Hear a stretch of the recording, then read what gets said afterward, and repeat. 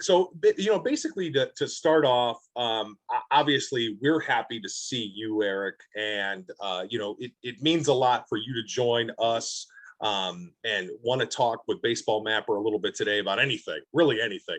Awesome. We're glad to see you, but we kind of take for granted how much, I'd say how prominent you are through social media and how well we know you from a variety of different platforms, whether it's an epic hat collection, as can be seen behind you, or just, your connection to the team that you're affiliated with and everything. So for people who don't know, for people who aren't tied to Facebook, Twitter, Instagram to see all your great pictures, your hat collection and everything, introduce yourself a little bit. Tell a little bit about you, the team, how long you've been at this, your love of baseball, and just kind of let people know who you are. Got it. Well, first, thanks so much for having me. I've been looking forward to this because the game that we all caught together in Missoula at the Paddleheads game was one of my favorite moments of this past summer. So I'm honored. I'm really honored that you even know who I am and that we have become friends in real life. And now I'm on your show because I've been watching you guys for a while, and I absolutely love what you're doing, because I think the reason that I'm in minor league baseball is very similar, if not the exact same reasons that you do what you do. So my name's Erik. My name is Erik Mertens, aka Erik the Peanut Guy. And if you aren't on Facebook, Twitter, or Instagram, good for you. You have a lot more self-control than I do. Right, little or more downtime, right? You're reading more. Yeah, maybe you're writing a book. Who knows? Doing something productive with your life. I work for the Tri-City Dust Devils. We are a high A affiliate of the Los Angeles Angels in Washington State, Tri-Cities, Washington, which, if you look at the state, we'll do it this way. The state of Washington. Is that backwards on your screen? Wait. I'm trying to think of how Washington. Oh, yeah, it's backwards on the screen. Yes, okay. If I think about it correctly, okay. Your thumb hangs out in the Pacific Ocean. That's right. That's the Puget. Yes. That's the Olympic Peninsula, and Seattle's on the Puget Sound. Yes. The Tri-Cities is right on the border of Oregon, southeast Washington on the Columbia River. So, and it's a younger community. I mean, when people think of Washington State, I'm sure they think of Seattle, maybe Tacoma, maybe Spokane, even maybe Walla Walla. That's a fun word to say. Right. But the Tri-Cities really didn't come about as a big community till after World War II. So we have a long history of minor league baseball, and the Dust Devils are the latest iteration of it. I started working for the team the very first year that they were around in 2001. Oh, wow. They moved from Portland. They were the Portland Rockies, and then moved to the Tri-Cities, became the Dust Devils. So I am now officially, I think, the longest tenured employee of the team, because I've been there since day one. And it started just as a fun summer job when I was in college. I was a peanut vendor, and then I was asked to do the on-field promotions, like the on-field hosting, on-field MC, while also still selling peanuts and Cracker Jack. And so that's what I've done for 20 years. So what's your title there? Yeah. So how does it work? All right. The Peanut Guy. I think the official title is on-field host. Okay. Yeah. I was figuring that probably at least you got to have a lot of slashes and hyphens. After 20 years, you're moving all kinds of stuff. You are definitely borderline assistant GM after 20 years. Right? That'd be fun. No. But fan engagement, whatever it's called. I mean, from what I've seen, from how I've kind of watched you from afar, fan engagement is a huge thing. And I just think it's incredible to see your interactions with people. And if anybody goes to a baseball game, they're going to look for somebody like you. That's the on-field host, the person who's greeting them when they walk in, the person who's interacting in the crowd. That's a huge thing. And you mentioned when we met in Montana, we were fortunate enough to meet you and hang out. It was just about a month ago. It seems like a long time ago because so much has happened, right? You guys are going to Asheville and Beloit, by the way. I love my hat. Thank you so much. Thank you. Seriously, I was shocked that I got this. So thank you very much. That's a little good karma made its way back to you. So that worked out well. Your name was drawn. So it's cool that a Beloit, Wisconsin is represented in Washington State. So that's super cool. Heck too. yes, I'm sure for sure. Yeah, I'm sure they like that. But anyway, so we got to meet in person a month ago. And you and I were spending some time talking a little bit about you working for the Dust Devils, and specifically, a couple of other things that we're going to get to here in a moment. But I know why we finally decided. Montana is a huge trip for us. I mean, it's over 1,000 miles away. It's a commitment for us. We're looking at plane tickets, rental cars, trying to make our way to a relatively small city in Missoula, Montana. But I know why we went, and part of it has to do with being able to meet people like you. Was a big deal for us. What made you decide that you wanted to get in the car and make your way to Montana? Yeah, well, I love nothing more than visiting other ballparks. And as you know, the whole point behind Baseball Mapper, I'm sure, is to spread the love that we see when we travel the country. And I say there's no better way to see our country than to visit minor league ballparks, because it unites communities of all different sizes. And for the most part, everyone's happy to be at a ballpark. Like, you're going to have a good time. People are going to be proud to represent their home team. They're going to tell you about the hometown that you're visiting. Oh, you got to check out this restaurant, or this is what the team is named after, some historical reference. So I love visiting. I've been blessed to visit Missoula a handful of times. I currently live in Spokane, Washington during the school year, which is about 2.5 hours north of the Tri-Cities. And so Missoula is only about 3 hours from Spokane. So you guys had to do this epic planes, trains, and automobile quest to get there. My girlfriend Karina and I, we just jumped in our car and drove east for a few hours. We both love Missoula, but we never have been able to catch a game there. So when it came up, a bunch of really cool people from baseball Twitter or minor league baseball Twitter were starting to talk about this idea. What if all of us meet in one place? And if it would have been somewhere farther, I don't know if Karina and I would have been able to swing it this year. But because it was the next nearest team other than the Tri-Cities from Spokane, we had to do it. I'm glad that worked out, man. I'm glad that was the choice, though. Wow. Yeah, me too. That's awesome. It was really awesome for us. We also liked Missoula a lot. That was a pretty cool city. I think most university towns are pretty cool, but we had never really been out west like that, so it was awesome. Yeah, we got to do whitewater rafting. Yeah. We got to experience Montana. It was very Montana-ish. Yeah. I was going to ask you, Montana-ish, right? Because you were talking at the game that you were going to go rafting, and there were mixed feelings about that. How did that all end up? That came from me mainly. I mean, that was me. Everybody else was really gung-ho about it. That was, it said it confidence, man. I was scared. Is a good way to put it. I was nervous, but I would consider that event kind of almost life-changing. It was almost like wow. You open a door that you kept closed. Yeah. And it was a lot of fun. We had a lot of fun on that trip. So one of the many things that were great about Montana was definitely that rafting trip. But hanging out in Missoula, everything about that trip was great too. Yeah. Well, that's so cool about traveling to visit ballparks is you have to cover a lot of territory usually between stadiums, especially the farther west you get. You got to travel more territory. Yes. And then you have these cool things to do. I love going on trips with my best friend, with my girlfriend, with my mom, because they're always like, hey, we're driving right by like a historical marker, or we got to stop. There's a national park right here. We got to stop. And I'm like just focused on getting to the next ballpark. Yeah. It's your responsibility in the group. Yeah, exactly. I'll get us there for game time. What else are we doing? Gates open at 5. Yeah. Yes. Yeah. So that's so cool that you got to take in the whole Montana experience. Yeah. Speaking of road trips, we went to Mobile, Alabama this year. Saw the Savannah Bananas there. Right. Man. So we got to meet Jesse Cole. That was a really cool experience. His book is literally right off the screen here. I have his book right here. Yeah. All right. That's probably a good caveat. Hold on to that thought. So we saw Sammy B at the Paddleheads, right? There's a lot of similarities there. I don't know if they've collaborated at all. I don't know their history, but I want to know, it feels like Sammy B draws from Jesse Cole, right? Who do you draw from for Oh, your man. on-field experience, right?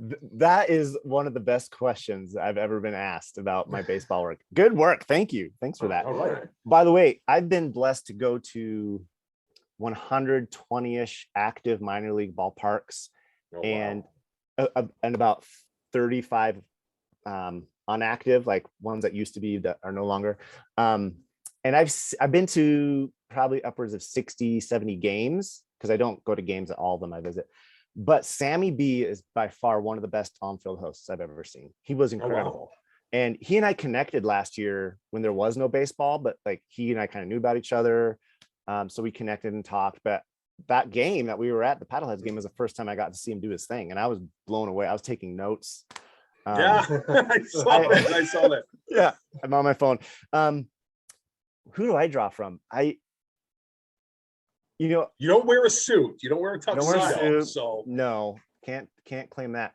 I do have a uniform that I did get from an old on-field host from the Spokane Indians, because I go to a lot of Indians games. Number one, I live in Spokane most of the year, but number two, we're owned by the same ownership group. George Brett owns the Dust Devils. His brother Bobby Brett owns the Spokane Indians. Oh, wow. And Factoid. It's pretty cool. Yeah.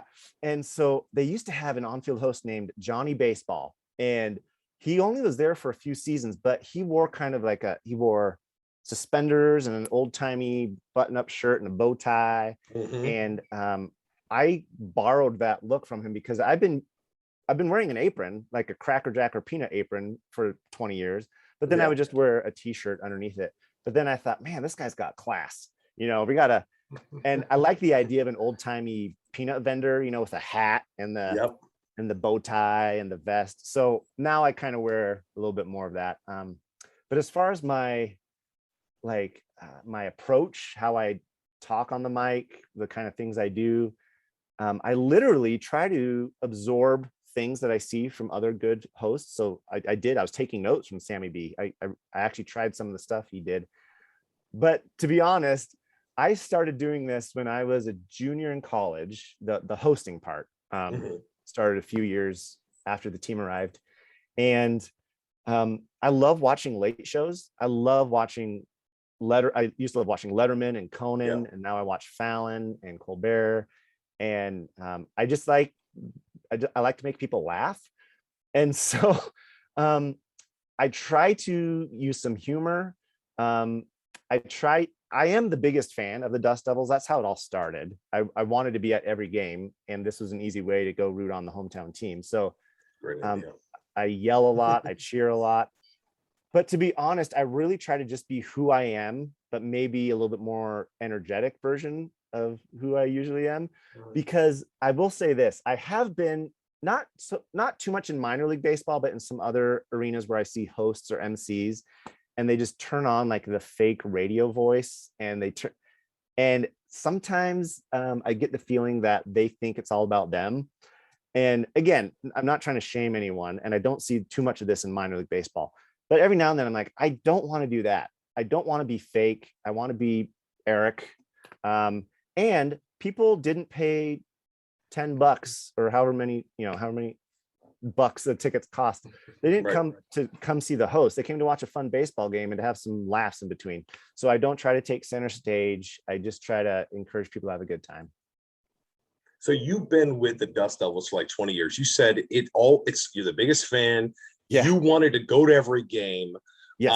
And I just feel like maybe that's where some of this connects to with your father. And I know, we spent some time talking when we were in Montana together, but the first time I learned about your father, Ed's gift cabinet at the Tri-City Dust Devils game was actually from our mutual friend, James, Let's Get You podcast interview you guys did together. Yeah. I think he had gone out to see you just a couple months ago, maybe at Tops. And you really got a chance to kind of talk about it a little bit more. And he really kind of explained a little bit what this was. Now, this is, again, what you mentioned a lot of the great things about minor league baseball and what people pay to go see and what you provide at the game, which I think is important.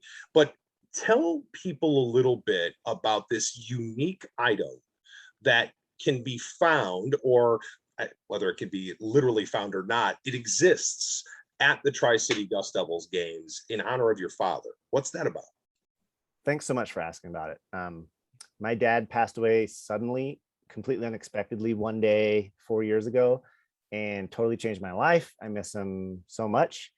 And it's been really cool to see his love for people, especially people who might need a little bit of extra love in their life, continue after his death, and people recognize that about him. And so that's what this is all about. So I started working for the Dust Devils when I was a senior in high school. And literally, I can thank my dad for that, because that summer he was like, you need to get a job.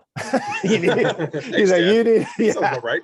You're going off to college. You need to start earning some money. I'm not talking mowing lawns. Like, you need a steady job. And I was also thinking about going to a bunch of Dust Devils games, but I didn't have any money. So this seemed to kill two birds with one stone. Yes. Yeah. Get a job at the Dust Devils. All right. Right. Perfect. Yeah. And so he and my mom would come out to a few games the first few seasons, you know, kind of support me. And they also love baseball. That's where I got my love of the sport from.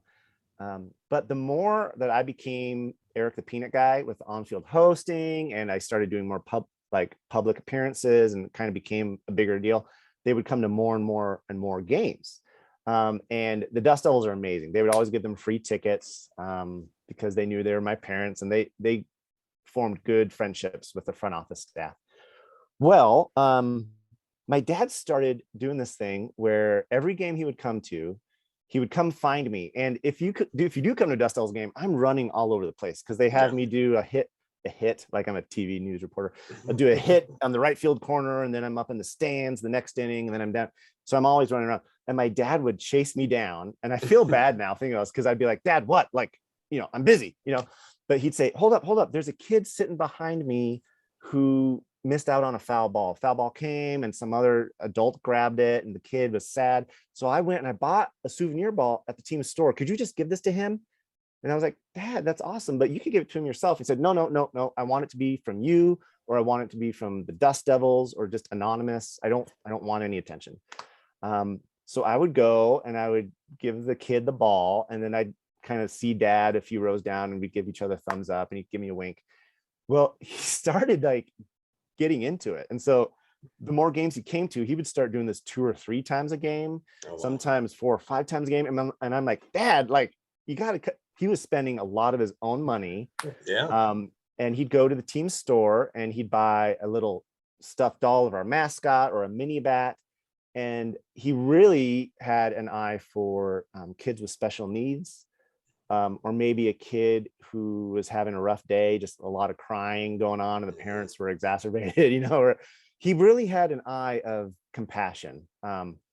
And because of him, I can't even count how many little Dust Devils gifts I'd given out over the years. Yeah. And he never, ever got any attention for it. Nobody knew it was him. They just, unfortunately, they might've thought it was just me being super nice and, you know, costing the team money by taking all these free items. Well, he passed away, and in his obituary, we put that he was the Dust Devils secret gift giver. And a lot of people were like, it was him. It was him. We saw you guys giving out it was him. And then some people didn't even know about it, but they thought it was really sweet. And so the next baseball season, 2 things happened. One is I went to the team, and again, we're all really good friends. I'm good friends with Brent and Daryl and Ann and Trevor and Riley and Brennan and the rest of the front office. They're amazing people, and they're in baseball for the right reasons, love and community. Yeah. And I went to them and I said, can I put something in this year's program where I just like put a picture of my dad? Or I was just looking for some way to like share love of my dad, not necessarily his gift giving history, just him. I miss him. I want people to know that we love him. And Daryl, the general manager, said, well, let me think about it. Yeah, maybe we could, but I might have a better idea. And so I show up on opening day, and Daryl and Brent walk me to our info booth. And Brent had recently lost his father too. And so this was a meaningful thing. And they showed me there's a cabinet in the info booth where they put up a little plaque, and it said, this cabinet is dedicated to Ed Mertens, the Dust Devils secret gift giver. Please use these items to continue his legacy. And if you open up the cabinet, the team donates basically little squishy balls, mini bats, souvenir balls, little stuffed animals. And the idea is that Daryl and Brent will keep it stocked so that if I'm running around the ballpark, or if someone else runs around the ballpark who works for the team and they see a kid crying, or they see a special needs kid, or they see someone like my dad would see, we can go and get a little gift and give it to them. And we can say it's from the Dust Devils, or I usually say it's in honor of my dad, Ed Mertens. And it's a really cool way to continue his legacy. The other thing that happened, and that continues today, the gift cabinet continues to this day. That's awesome. The other thing that happened is people just very organically started handing me money. And they said, this is for your dad. We trust you. Yeah. You look nice and friendly. We've seen you around here a lot. Right. Yeah. Running all over the place. Here's some money. Yeah. Usually when people do that at the ballpark, they want a bag of peanuts or like I'm selling stuff. And they would hand me like a 20 and they said, this is for your dad. And I was like, that's really touching. I'm kind of confused. What do you mean? Like, this is for your dad's thing. I'm like, what thing? And they're like, it's for the gift cabinet. And I said, oh, that's amazing. But the team like donates to that. Like that's something that the front office wants to do for him, for his legacy. And they're like, okay, well, here, just take it. And I was like, okay. And I'm not lying. Sometimes I would get envelopes with $100 bills in them. Oh, wow. I was like, I don't know what to do with this. So again, I went to Brent and Daryl, the two head guys for the team. And Daryl was like, well, what if we create Ed's fund? And then if you want to give away an item that is a little bit bigger than just a squishy ball, maybe it's a hat or a t-shirt, then you could like take the money out of that fund. And so we literally just have Ed's fund that only I know where it is. And I can go and access it to pay for a hat or a shirt. And I usually use that for someone like my dad would see who needs some compassion. Or if we have special guests come and we want to show them a good time, welcome to the Dust Devils, welcome to Geisa Stadium. Here's a hat, a fitted hat, or here's a t-shirt. And I tell them, not only is it from the Dust Devils because they pitch in a little bit too, but it's really in honor of my dad and it's from Ed's fund. And so when James came to visit, I got him a hat and a jersey. And I said, it's from the Dust Devils, but just let you know, it's also from my dad. And so people still donate to it. And it literally is people just handing me money. And we've come up with a secure way to like keep it secure and safe and under, kind of under the radar, but I'm the only one that can access it. And because of people's kindness, my dad's legacy of just sharing love at the ballpark has continued. And here we are 4 years after he passed away. All right. I mean, it's amazing because it's like, it obviously can't be everybody, right? It can't be everybody who would be lucky enough to receive something, but these are people who are getting to enjoy an experience. And actually, you might be making a baseball fan for life out of that, or somebody who wants to go to every Dust Devil game like you. Yeah. From that positive interaction, that fan first mentality, right? Yeah. I mean, that's just huge. I just think, what an incredible idea. And obviously it doesn't sound like your dad had that in mind when he created it. No. Right? Yeah. That's amazing. I want to give myself props here. I'm a crier, and I was on the verge here with your story. So thanks, man. Wow. I'm a crier too. Listen, that's intense. After everything you said, Eric, Corey wants to give himself a little credit and really pat himself on the back. I held it together. I know. Held it together. Okay, so full disclaimer, when I watched the interview with James and talking a little bit about it on the podcast, I teared up. Yeah. I feel for you. You can tell it doesn't matter if it was a month ago or 4 years ago.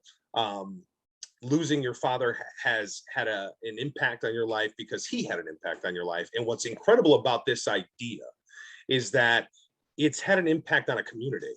Like a community has felt him. He has left a fingerprint on people. And that means something. And I think that's a really special thing about this. It's almost to the point where it's like, why isn't every team doing something like this? Like, this is how you put your fans first. You find ways to recognize them, to keep them coming back, to want that experience to be something they'll never forget.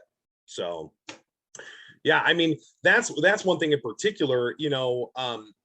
What do you see as the future of Ed's Fund going forward? Like, what's the vision for this, a year from now, 2 years from now? What do you think? Well, first off, I want to thank you guys so much for wanting to bring this up. I'm a big crier too. Literally every time I talk about my dad, I start crying, and I'm surprised I haven't yet. So thank you for that. It's so cool because this wasn't my idea. And it literally was an outpouring of the community's love for my dad, and a recognition of the love he had for the Tri-Cities and for people who might need a little extra love. So it's the most organic thing ever. It's not a GoFundMe. It's not an online thing. It's literally people like giving me cash, which is I'm grateful. It sounds great, but they're obviously, we got to take that. What do you do from there? So you just don't walk around with wads of cash, as everybody's like, you're giving something. No, I want to get him something. I want to get that kid something. Yeah. Everybody can give. Everybody can. Exactly. So to answer your question, my hope is that sometime soon we would have an online way that people could donate to, that's safe and secure, and would go straight to Ed's Fund and would only be used for Ed's Fund. And I could personally vouch for that. So hopefully, if people do stay tuned, sometime in the not too distant future, we'd have a link where they could donate online. Or if you ever do come to a Dust Devils game, I need to share this. We had a fan visit from Hillsboro, Oregon, just a few weeks ago. And he actually works for the Hillsboro Hops, and I've met him. And he wanted to go buy a hat, but they didn't have his right size. He wanted to buy a Dust Devils hat when he was there. Yeah. And I wanted to show him a little love, because he was like in our league, and we try to treat our guests right. But Ed's Fund was depleted. It had been depleted because we'd used it so much this summer. And I was talking with one of my friends. He's a good friend of mine from Spokane, who's sitting next to me. And I was like, I need to figure out a way to get this guy a hat. And my wallet wasn't on me. I hide it during a game, and in a very secret location. And I was like, okay, how do I do this? And I had to be ready to go on the mic. So I couldn't, like, at that moment, I was like talking to my friend. And my friend, after a second, said, I'm going to go use the bathroom. And he left, and he came back with a hat for the guy that he had bought himself. And unbeknownst to me, he had donated over $100 to Ed's Fund. Wow. Just right there. So that kind of love is what happens. But he happened to be at the ballpark. He had cash, or he went to the ATM or whatever, and he did it that way. And so in order to open up that opportunity for more people, I am going to be spending some time thinking, how can we do that? Maybe it is a GoFundMe. Maybe it is a PayPal account. Maybe, who knows? So maybe you guys could help me spread the word when it's set up. Right. Yeah. I mean, that's literally my next question is if you can think of a way for us to help you with this, we'd love to. This is a great thing. And, I've got some technical knowledge, right? But this might even be more than that. I don't know if, we need a lawyer sort of to set things up, or who knows? But if there's any way we can help, please reach out. Thank you. Yeah, this is a unique thing to where you have us, not fully across the country, but definitely some distance away from Washington. Might as well be across the country. And we're sitting there like, how do we get money into this fund? And how can we get other people to just learn about this and be like, that's incredible. I want those kids to have a ball. I want those kids to have a foam finger. I want them to enjoy their experience. And taking them even a step further, I want my local team to do that. I hope everybody has a gift cabinet for those kids, or people, just guests who come. If you see a mother there and she's got 3 kids and she's trying to balance a bunch of Dippin' Dots for everybody, maybe mom needs something. Exactly. That's special. And I just think that is something, this is the pay it forward idea on a baseball level. And I think that's what's cool. People, when they know about it, you're hard pressed not to want to participate. Exactly. I love that, man. So every year on the anniversary of my dad's death. Well, he died 4 days before his birthday. Oh, yeah. So we kind of have this 4-day window where we celebrate his life. We, like, my family just puts up on our Facebook page, or we'll send out an email saying, hey, in honor of Ed Mertens, these next few days, could you pay it forward? Just treat someone.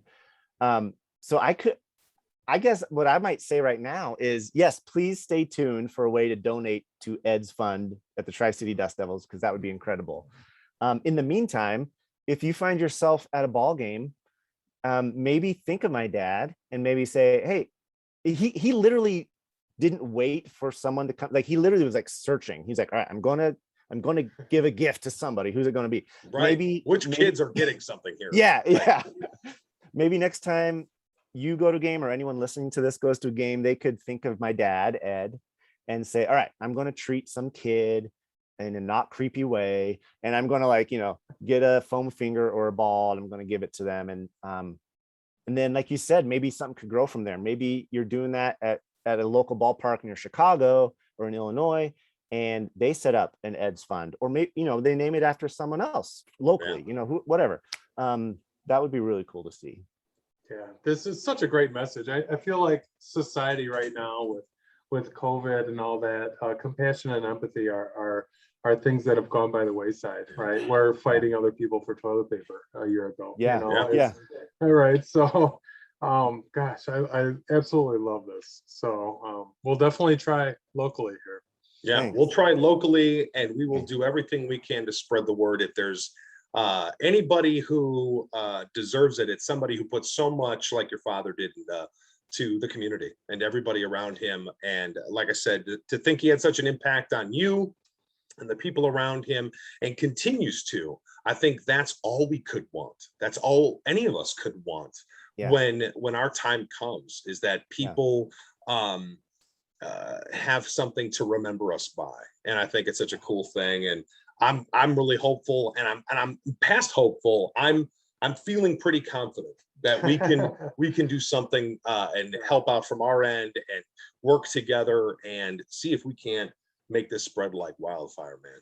Man, I can't. Like, I might start crying right now. I can't. there's been so much talk of us all crying. I know we got to do it. We're just. It's like you got to force it. Don't force it. Just let it happen.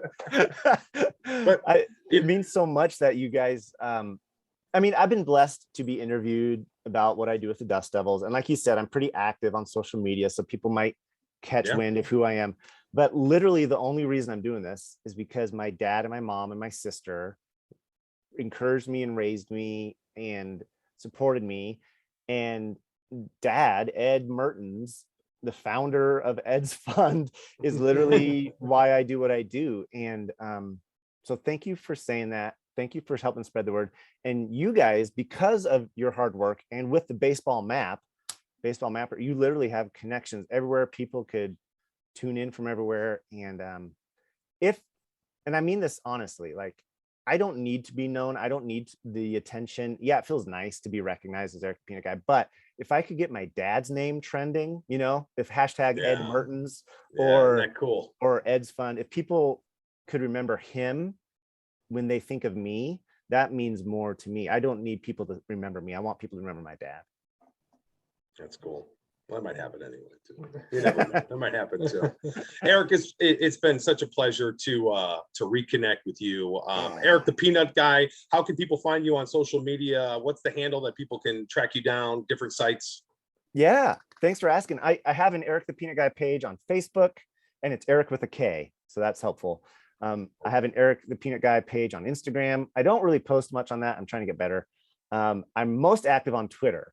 And when I first started my Twitter page, I thought it was just going to be my personal page. So my handle is it's Erik Mertens, ITSERIKMERTENS. But if you search for Erik the Peanut Guy, you'll find me, and I'm pretty active on there. Yeah, very active. That's how we find you. A lot of other people as well. Yeah. But it's been so great to have you. I'm glad you could come on, talk about Ed's Fund. We're going to get the ball rolling on this as much as possible. We're going to do our part. You're going to do your part. Keep making games fun for everybody in the Tri-City area. And man, when we see you next time, it'll have been too long, for sure. Yes, I agree. I can't wait for that. All right. Well, you take care. Thanks so much for joining us, and we'll see you next time. All right. God bless you too. Thanks.